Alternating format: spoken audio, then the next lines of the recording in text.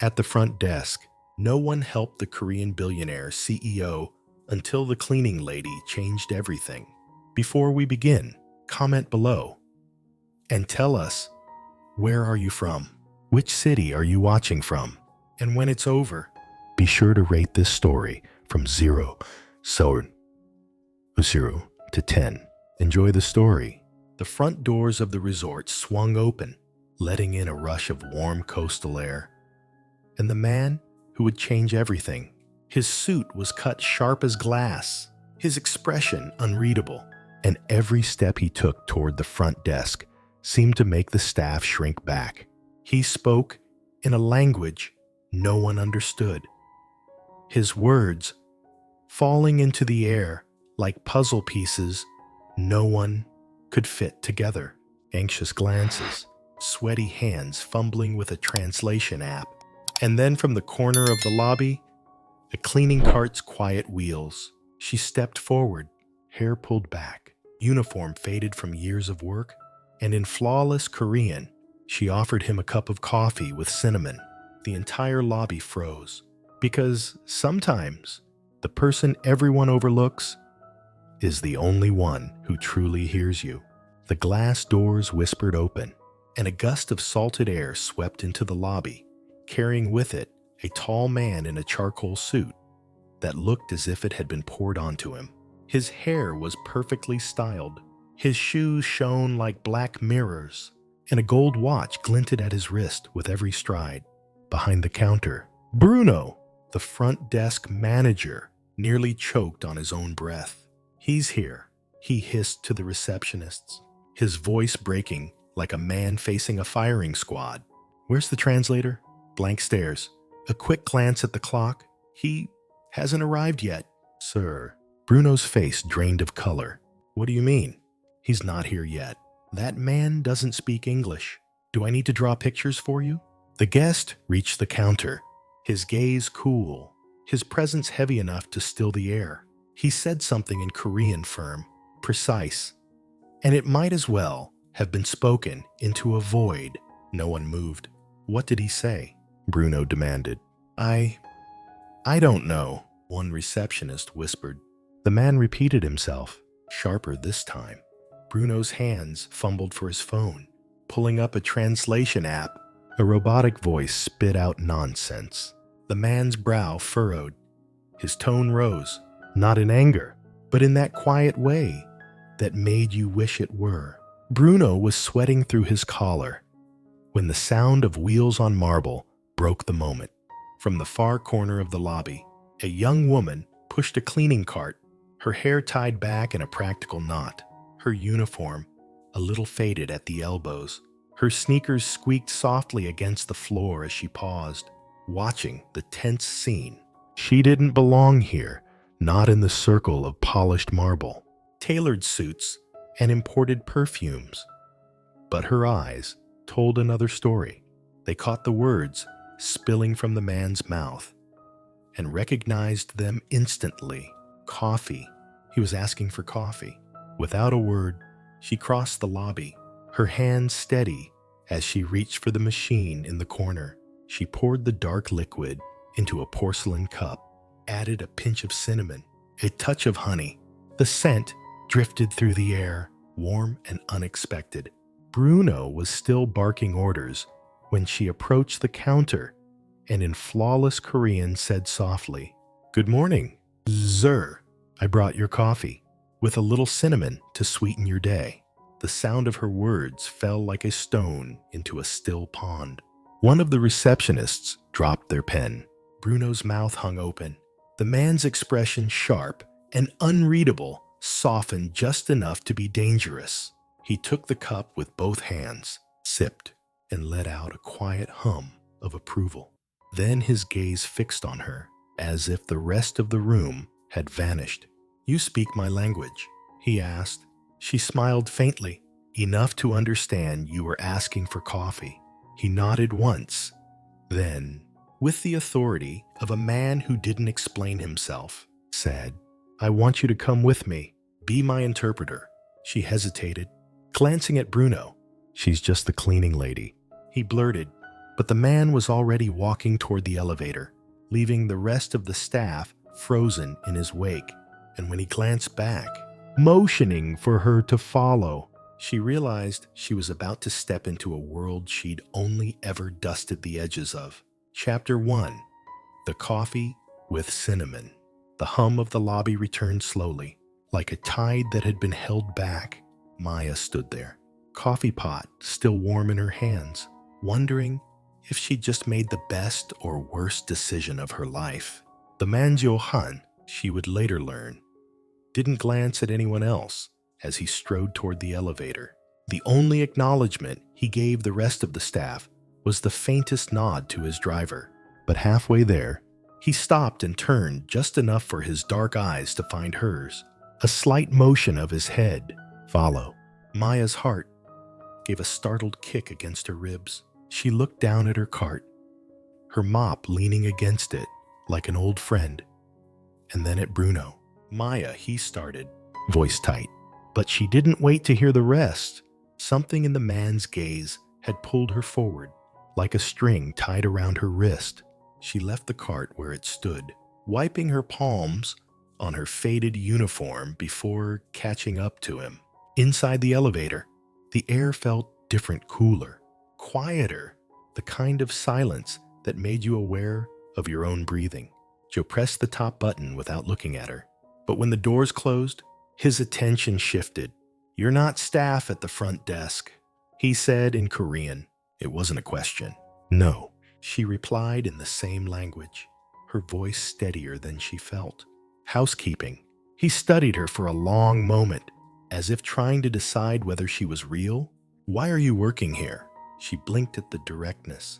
"Because I needed a job, and because they hired me." His mouth twitched, not quite a smile. "How long have you been speaking Korean?" 7 years. She didn't tell him about the library books, the old headphones, the way she'd stayed up nights, repeating words into the dark until they sounded right. "And you understood me asking for coffee?" "Yes." "With cinnamon?" He gave a small hum, not unlike the one he'd made after that first sip.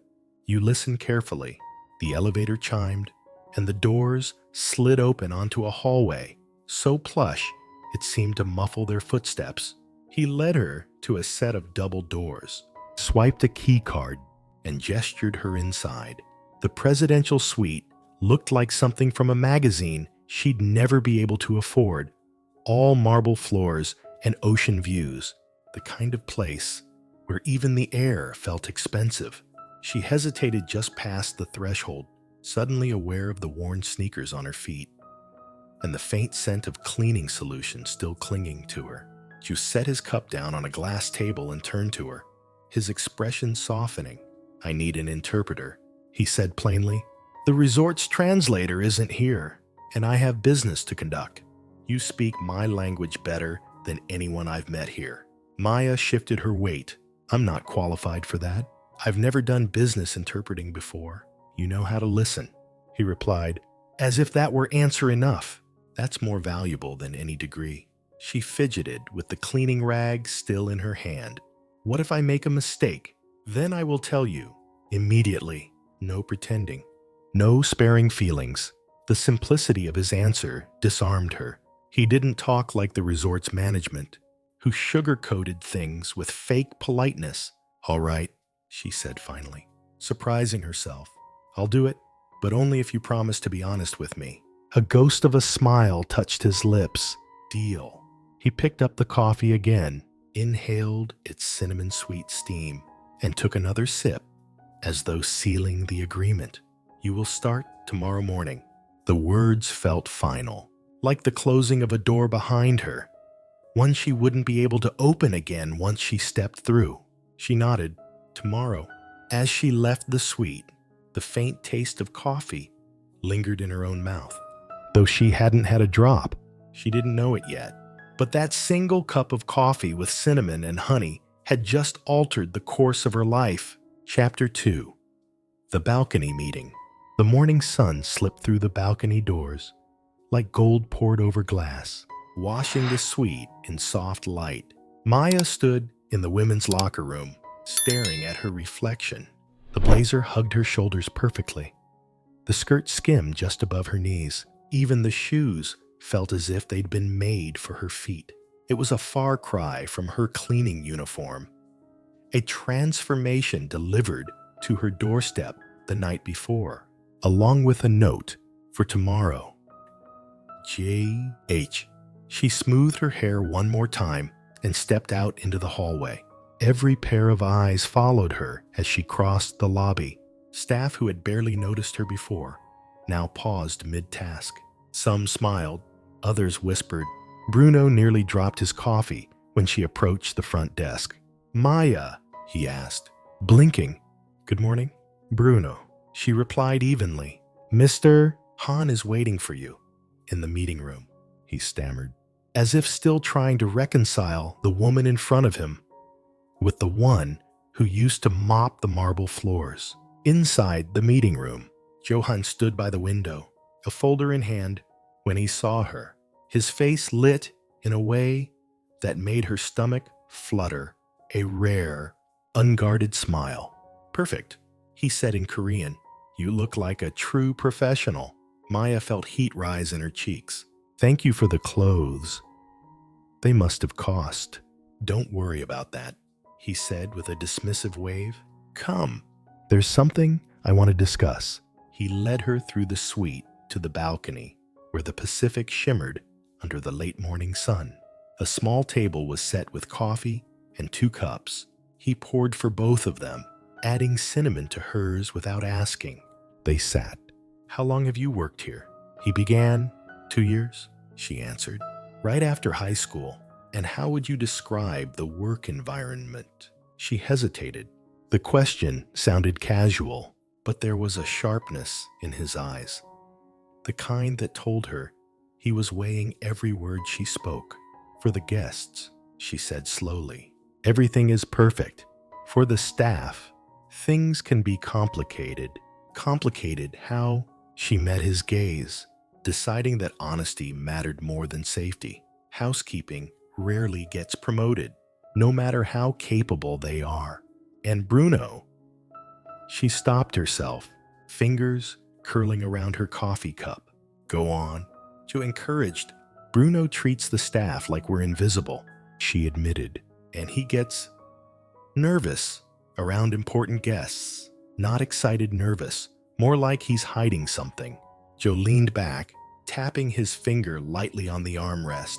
"Interesting." They spoke for nearly an hour. He asked about staff turnover, maintenance delays, how quickly deals were closed. She told him what she'd seen, the rushed paperwork, the half-finished repairs, the way certain doors in the administrative wing always stayed locked. "Maybe it's because I'm cleaning in places others don't look," she said with a shrug. "You notice things when you're invisible." He studied her over the rim of his cup. "That's a rare quality. Most people only see what they want to see." Before she could respond, his phone rang. A short exchange in Korean about a meeting later in the day, and he stood. "I need to take care of a few things. Can you meet me at the admin office later?" "Of course," she said. As they walked back through the suite, Maya noticed the way he matched his stride to hers. He opened doors for her. He didn't walk ahead like the managers here did. "Can I ask you something?" she said as they reached the elevator. "Of course. Why do you trust me so much?" "You barely know me." He thought for a moment before answering. "Sometimes you can sense someone's character in just a few minutes. The way you brought me that coffee yesterday. There was real kindness in that. And that's something you can't fake." The elevator doors closed, and she felt the words settle in her chest. Warm and dangerous. That afternoon, in the hallway outside Bruno's office, Maya paused. The door was ajar. Voices inside. "We need to get the Korean to sign this contract fast," Bruno was saying. "No time to dig too deep." Her heart went cold. Chapter 3. The Fake Interpreter. By the time Maya reached the meeting room, the air already felt tense, as if the walls themselves were holding their breath. A long polished table dominated the space, lined with leather chairs that gleamed under the recessed lights. At one end, Jo sat with a calm, so steady it almost looked like boredom.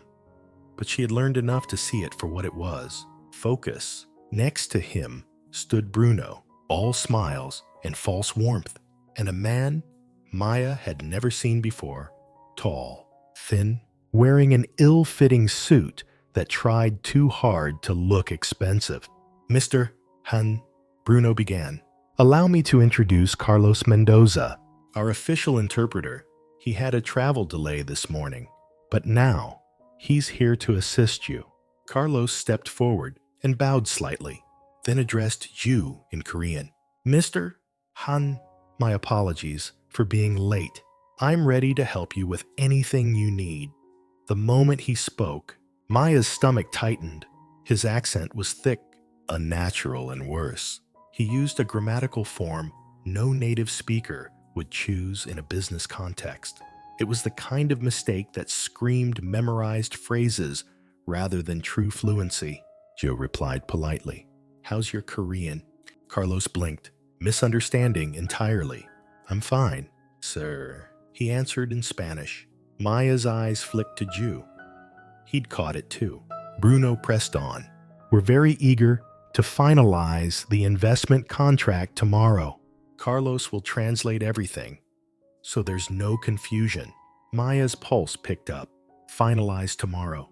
Jo hadn't agreed to any date, let alone one this soon. As the meeting began, Carlos translated or pretended to. Bruno spoke in rapid Spanish. "Tell Mr. Han he's already reviewed all the numbers and is happy with the results. We can sign tomorrow morning." Carlos turned to Jo in Korean. "They say they hope you are enjoying your stay and look forward to finalizing details soon." Maya's nails bit into her palm under the table. He was softening, twisting, removing the key pressure words. Jo responded in Korean. "I want to review the financial records for the last 3 years before making a decision." Carlos hesitated, then said in Spanish, "Mr. Han says there's no need for further review, and he's ready to sign now." Bruno's smile widened. That was the moment Maya couldn't stay silent. "That's not what he said." She cut in first in Portuguese to Carlos, then in Korean to Jo. "You asked for 3 years of financial records." He told them, "You're ready to sign." The room went still. Jo's eyes darkened, slow and deliberate. As he turned back to Carlos, "Is that true?"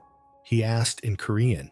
Carlos stammered, switching clumsily between languages, searching for a lifeline. Bruno stepped in quickly. "I'm sure it's just a misunderstanding." He raised a hand, silencing him. His voice, when it came, was soft, but carried like steel. "Maya, translate this exactly. I will not work with people who use dishonest translators to manipulate conversations." She did, her words slicing the air between them. Bruno paled. Carlos swallowed hard. Jo added, "And tell Mr. Mendoza his services are no longer required." Maya turned to Carlos. "You can leave." Carlos looked as if he wanted to argue, but one glance at Jo's face ended the thought. He gathered his things and walked out, his shoes making too much noise against the carpet. The door closed. Jo turned to Bruno. "We'll reschedule this meeting when I have the proper documents. For now, it's over." Maya caught the flicker of something in Bruno's expression.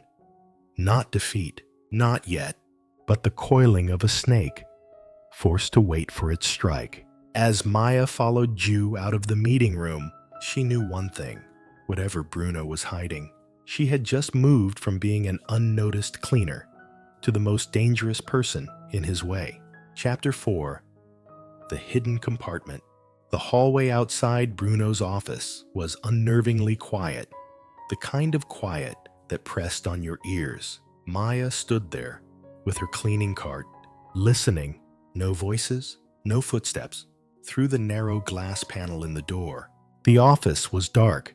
She glanced at her watch. Bruno had left 20 minutes ago for an off-site lunch meeting, and from the way he'd strutted through the lobby with his blazer swinging behind him, she knew he'd be gone at least an hour. Her heart began to pound. This was her window. With one last glance down the corridor, Maya slid her master key into the lock. It clicked open, and she slipped inside, closing the door softly behind her. The office was immaculate, almost unnaturally so. Not a paper out of place, not a speck of dust. The faint scent of leather and cologne lingered in the air, like the room itself was trying to project Bruno's self-importance. She began with the desk drawers. Top drawer, pens arranged in perfect rows, a stapler, business cards, middle drawer, invoices for housekeeping supplies, all neatly filed. Bottom drawer, nothing but a locked cash box. She moved to the tall filing cabinet, flipping through folders, guest reservations, supply orders, employee rosters, all routine. It was too clean. Maya stepped back, letting her eyes roam the room. The dimensions didn't match her memory of the building's layout. The back wall, paneled in dark wood, seemed shorter than it should be. She ran her fingertips along the panels until she felt it a thin line where one piece sat slightly looser than the others. Holding her breath, she pressed. The panel swung inward with a quiet click. Behind it was a narrow hidden compartment, the space barely wide enough for a file box. Inside, she found a single thick folder. Her fingers trembled as she opened it. First page, alternate contracts, with completely different figures than the ones shown to Jiu. Second page, financial reports revealing the resort had been losing money for months, not making a profit. Third page, records of large transfers into private accounts. Bruno's name, Roberto's name, and at the bottom, a contract prepared in advance, bearing Juhan's forged signature, authorizing the transfer of millions into an offshore account. The air left Maya's lungs all at once. She snapped photos of each page with her phone, her pulse drumming in her ears. Every image felt heavier than the last. She slid the documents back exactly as she'd found them, pushed the panel shut, and turned to leave. That's when she nearly collided with Roberto in the doorway. "Maya," he said, frowning. "What are you doing in Bruno's office?" She lifted the rag in her hand, forcing a smile. "Cleaning. He asked me to tidy up before tomorrow's meeting." Roberto's eyes darted past her to the desk, scanning for something she could feel it. After a long pause, he stepped aside. "Don't take too long." Maya wheeled her cart into the hall, her legs shaky under her. In her phone, she carried proof of a crime that could destroy Bruno and ruin her life if he discovered she'd found it. And she knew one thing for certain. After today, she could never go back to being invisible. Chapter 5. The lunch that changed everything. The restaurant clung to the cliff's edge as if it had been carved from the rock itself, its wide glass windows framing an endless sweep of ocean. The waves below moved like liquid silver in the noon sun. Joe sat across from her at a small table near the railing, his jacket draped neatly over the back of his chair. The breeze tugged at the edges of his shirt collar, lifting faint traces of cedar and sea salt toward her. "This was my brother's favorite view," he said quietly, looking past her toward the horizon. He said it reminded him that no matter how big his problems were, they were still smaller than the sea. Maya rested her hands in her lap, unsure if she should fill the silence or let it breathe. "I didn't know you had a brother." "I don't anymore," Joe replied, not unkindly, but with a finality that made her heart squeeze. They ordered grilled snapper for him, pasta with clams for her, and for a while, the conversation wandered gently. He asked about her childhood in California, about the bookstore she used to work in before the resort. She told him about the smell of old paper and rain on the sidewalk outside, how she'd read anything she could get her hands on. "You taught yourself Korean from books?" he asked, a faint smile touching his lips. "And music," she said. "Mostly ballads. They were slower, easier to catch the words. Ballads are also more honest, he said. They don't pretend life is perfect. When the food arrived, Joe poured water into her glass before filling his own. The gesture was so simple, yet so unexpected, that she almost forgot to breathe. Halfway through the meal, he set down his fork and leaned in slightly. "You were brave yesterday," he said, exposing that interpreter. Most people would have stayed silent. Maya's fingers tightened around her napkin. She could tell him about Bruno, about the forged signature, about the hidden compartment. She could end it now, but she also saw the risk. One wrong word, and Bruno would know she'd gone into his office. "I just didn't like seeing the truth twisted," she said carefully. He studied her for a moment. "Truth always finds a way out. The question is, will you help it, or let someone else decide when it's time?" Her chest tightened. "Help it," she thought. "I want to help it." Just as she opened her mouth to speak, a crash split the air.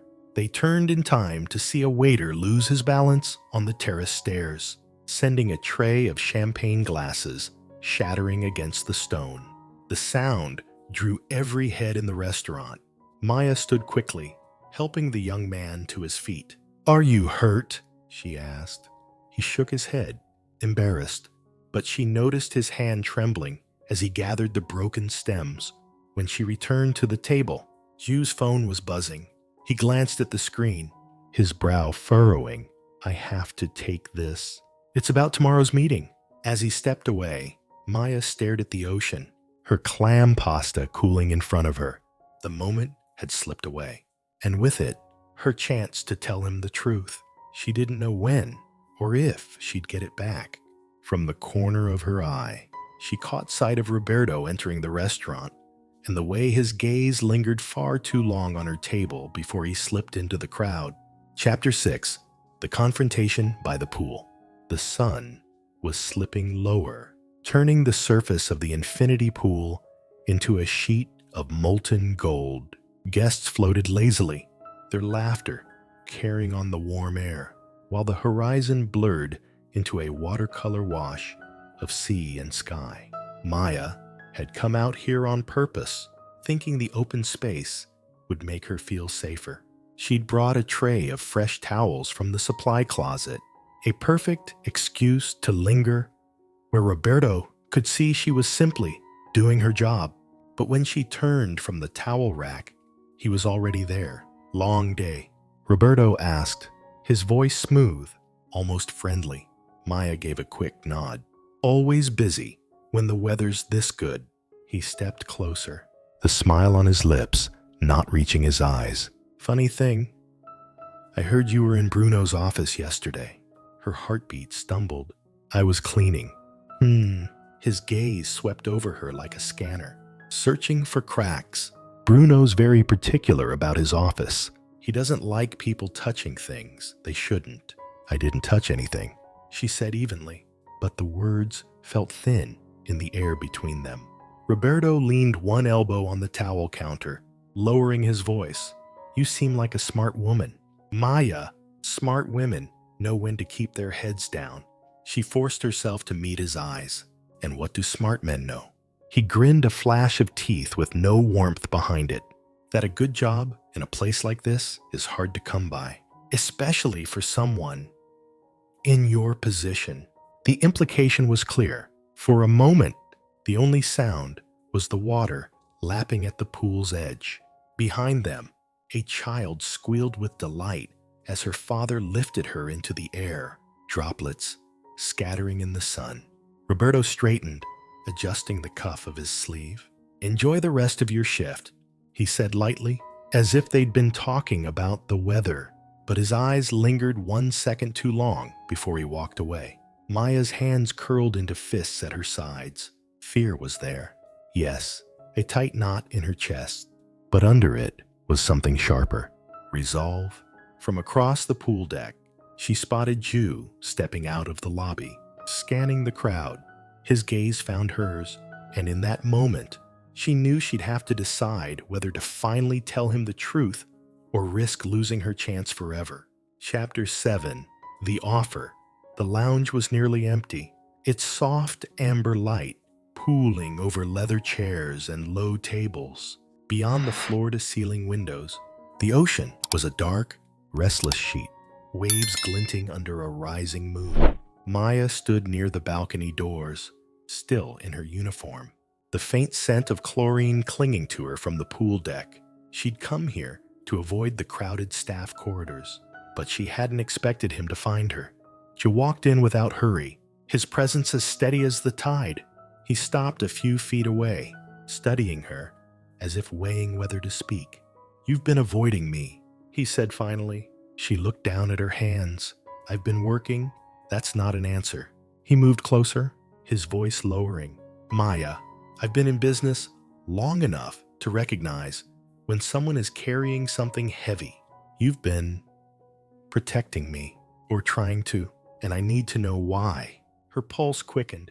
She thought of the photos on her phone, the documents hidden behind Bruno's wall panel, Roberto's warning at the pool. Every instinct screamed to stay silent, but his eyes, they weren't the eyes of a man demanding answers. They were the eyes of someone offering trust. She swallowed. "If I tell you, it could put both of us in danger." He nodded once, as if he'd expected that. "Then let me make you an offer." Joe slid a business card across the low table between them. His name was embossed in gold above a sole address. "I want you to work for me, as my interpreter, my assistant. Whatever you're doing here, you're wasted on cleaning floors for people who don't see you." Maya stared at the card, the letters shimmering faintly under the light. "Why me?" "Because you're not afraid to speak the truth," he said simply, "even when it costs you." She shook her head. "You don't know the whole story. I don't need to. I know enough." Outside, the wind picked up, rattling the balcony doors. Joe leaned back in his chair. "Think about it. You can accept now, or when I leave this place. But if you stay here, I'm not sure you'll be safe for much longer." The words settled over her like a warning and a lifeline all at once. She picked up the card, her fingers tracing the gold lettering, and in the reflection of the lounge window, she caught a glimpse of a shadow moving just beyond the balcony glass. Chapter 8. The Break-In. The lounge had emptied hours ago, but the air still carried the faint aroma of whiskey and citrus polish. Joe had stepped out briefly to take a call, leaving Maya alone with the quiet hum of the ocean beyond the glass. That's when she saw it movement on the balcony, a silhouette, tall and deliberate, pressed against the glass as if testing the latch. Her first thought was Roberto. The second was that she was cornered. The figure crouched, pulling something from a pocket, a thin strip of metal glinting under the moonlight. A lockpick. Maya's breath caught. She slipped off her shoes, padding silently toward the hallway door. But halfway there, a muffled click came from behind her. The balcony doors swung open. "Looking for something," she said, her voice steady despite the ice in her veins. The intruder froze, face obscured by a baseball cap pulled low, gloves on both hands. He didn't answer. Instead, he stepped inside, closing the door with deliberate care. Maya's heart slammed against her ribs. She glanced toward the hallway again, calculating the steps it would take to reach the front desk. Too far.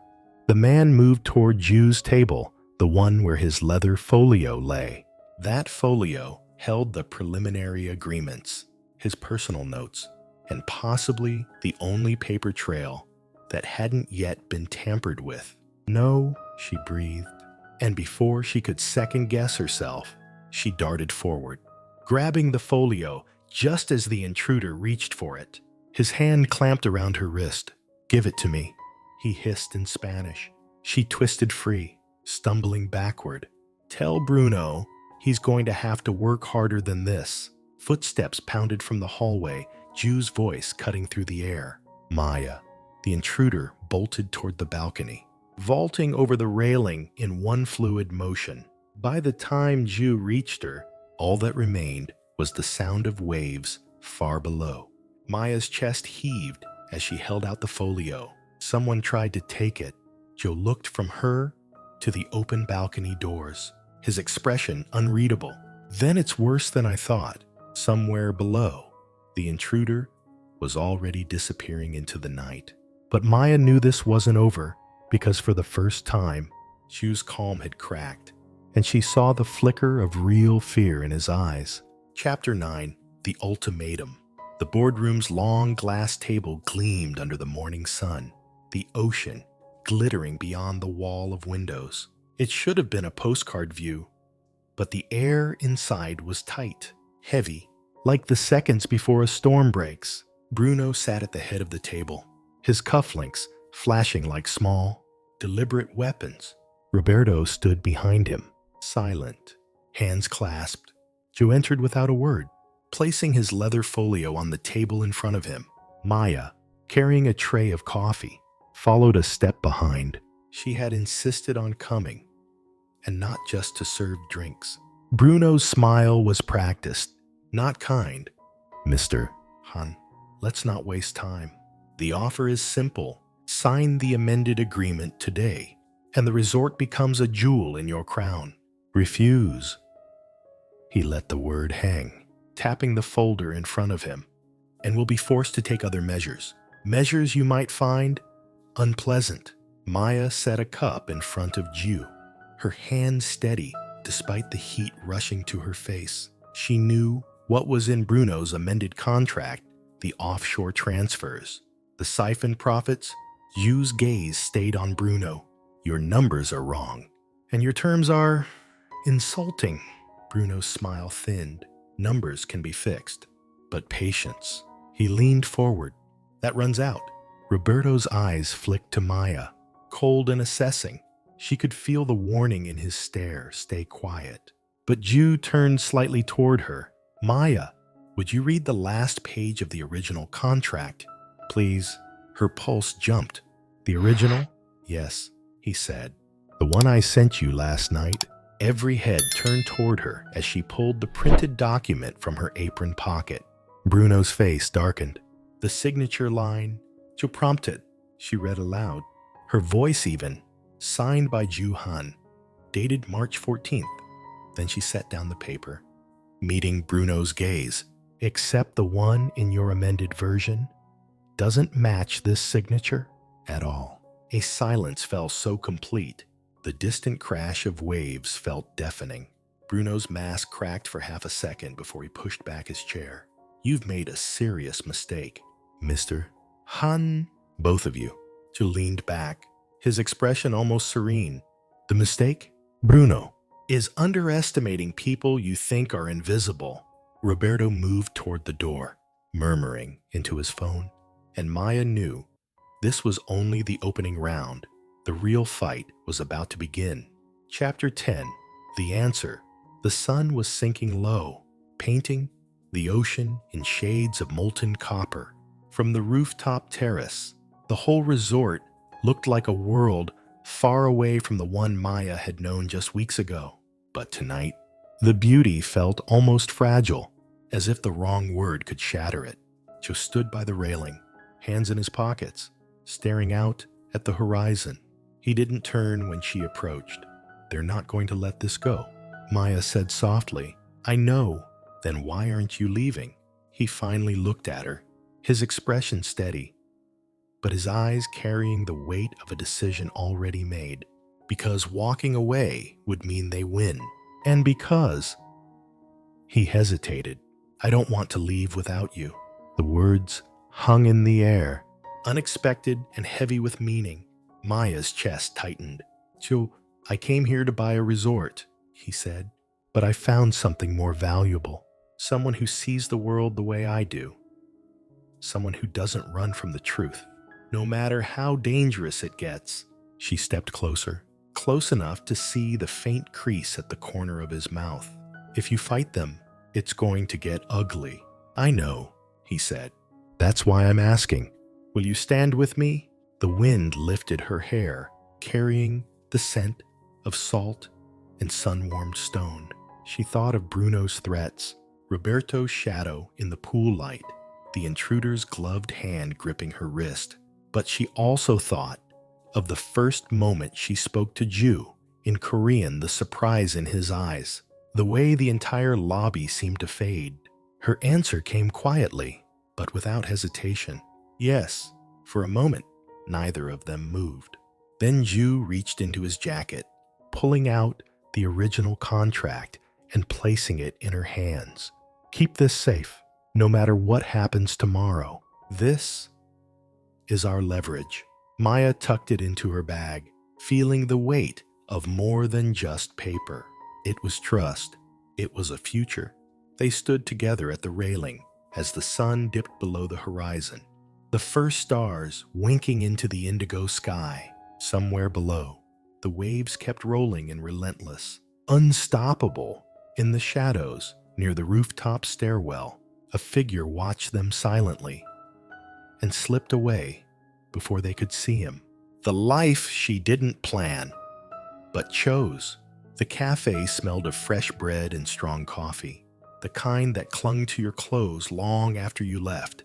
Outside, the first light of dawn washed over the quiet street, and the gulls' cries carried in from the shore. Maya sat at a corner table, a steaming mug between her hands. She was no longer in her faded uniform, just a soft sweater, jeans, and the calm of someone who had survived the storm. Joe came in from the street, his jacket dusted with salt air, a paper bag in one hand. "They had your favorite," he said, sliding into the seat across from her. She smiled, not the cautious one she used to wear, but the kind that reached her eyes. "You're getting good at this whole normal life thing." It hadn't been easy. The weeks after Bruno's fall had been a blur of statements, investigations, and long nights wondering if they'd made the right choice. But justice had a way of moving forward once the truth was out, and in the end, they'd both walked away with their names and their future intact. The resort was under new management now. Joe had kept his stake, but handed day-to-day operations to people he trusted. Maya had turned down a position in the executive office. "I think I'm done working for other people for a while," she'd told him. Now, the cafe was theirs, small, sunlit, a place where stories could begin without the weight of power and money pressing down.